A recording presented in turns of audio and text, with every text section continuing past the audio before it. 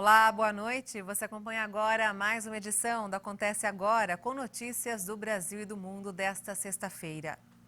A Volkswagen anunciou hoje que suspenderá a produção de veículos no Brasil pelo agravamento da pandemia de Covid-19. A medida valerá para todas as unidades da empresa no país, localizadas nos estados de São Paulo e Paraná, entre os dias 24 de março e 4 de abril. Em sua live semanal, o presidente Jair Bolsonaro voltou a defender o tratamento inicial contra a Covid antes que o quadro evolua para uma piora. Diante do quadro de aumento dos casos e internações por Covid-19 em todo o país, Bolsonaro voltou a recomendar que as pessoas não esperem a doença evoluir para se tratar. O presidente recomendou buscar o hospital logo quando os primeiros sintomas aparecerem, para que o tratamento seja mais rápido e eficaz. Além disso, vai desafogar os hospitais que estão quase sem leitos para casos graves da doença. Você passou mal, está com um pouco de dor de cabeça, dor nos olhos, um pouco de febre, resfriado, vai para o médico imediatamente. Alguns nem vão, né? Já tomam logo um remédio para matar piolho. Se fala o nome também não pode. Um remédio para matar piolho. Eu tomei um outro. E me dei bem. E milhares de pessoas têm se socorrido desse tratamento inicial e dão um testemunho que se curaram. O Rio de Janeiro tenta conter o aumento dos casos de coronavírus. A prefeitura da cidade anunciou hoje mais restrições no final de semana, incluindo o fechamento das praias. A partir de sábado, fica proibida a permanência de indivíduos na praia, incluindo para esporte, banho de mar e atividades econômicas. Em uma entrevista coletiva, o prefeito descreveu a situação de saúde na cidade como muito crítica. Também será proibido o estacionamento na orla, exceto para moradores da região e idosos, além da entrada de ônibus de turismo na cidade. As autoridades já haviam proibido no dia 5 de março o funcionamento de bares e comércios após as 9 da noite e a permanência de pessoas na rua entre 11 da noite e 5 da manhã.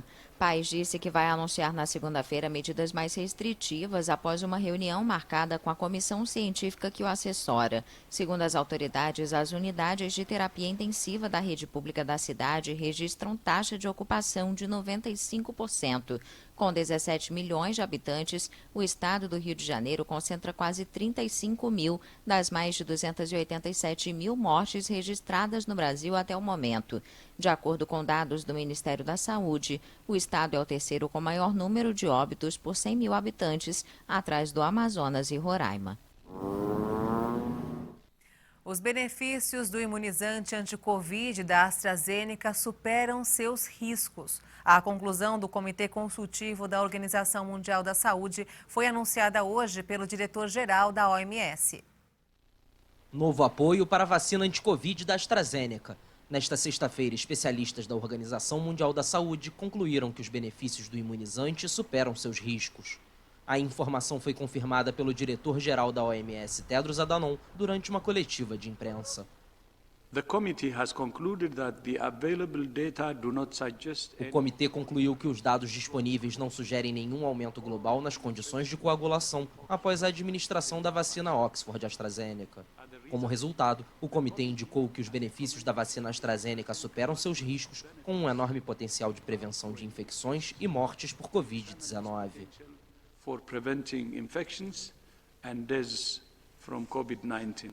Em um comunicado, o Comitê Consultivo da OMS sobre Segurança de Vacinas disse que o imunizante continua a ter um perfil de risco-benefício positivo, com enorme potencial para prevenir infecções e reduzir as mortes em todo o mundo.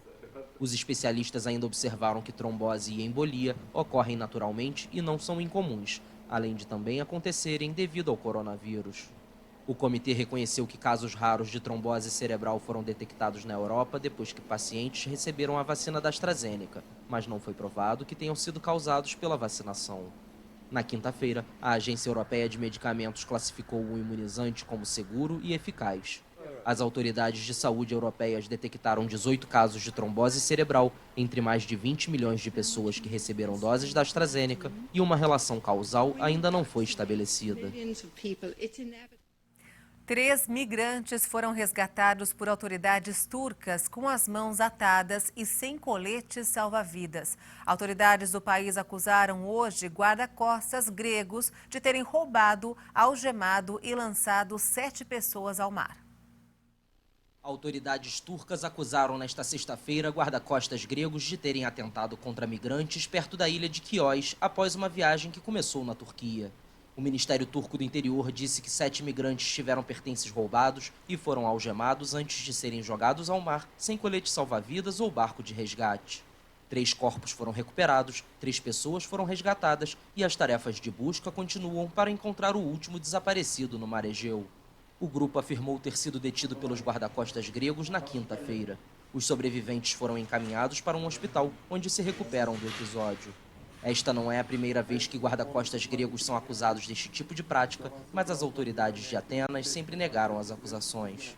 O mar Egeu é uma das principais rotas usadas pelos migrantes para entrar clandestinamente na Europa.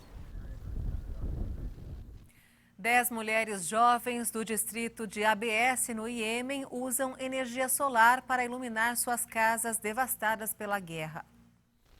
Um grupo de pessoas do Iêmen é pioneiro no país na geração de eletricidade, através de micro-redes solares.